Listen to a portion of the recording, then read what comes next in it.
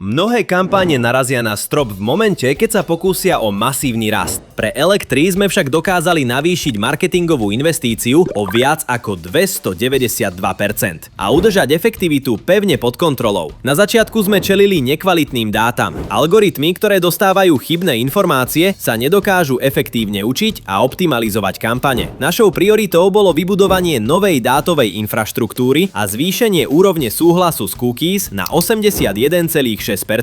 Presné dáta nám otvorili cestu k radikálnej zmene stratégie. Úplne sme prebudovali vyhľadávanie, odstránili stovky nerelevantných výrazov a na sociálnych sieťach sme testovali nové cesty cez rôzne dopytové formuláre. Hľadali sme kombinácie, ktoré nielen zvyšujú objem, ale predovšetkým filtrujú skutočný záujem a relevanciu. Výsledok? Celkový počet dopytov narástol o viac ako 201%, pričom cena za jeden dopyt sa napriek agresívnemu rastu zvýšila len o 30%. Celý progres navyše podporil aj silu samotnej značky Elektri, ktorej vyhľadávanie stúplo o viac ako 44%. Potvrdili sme, že precízna práca s dátami a odvážne testovanie sú receptom na zdravý a dlhodobo udržateľný rast.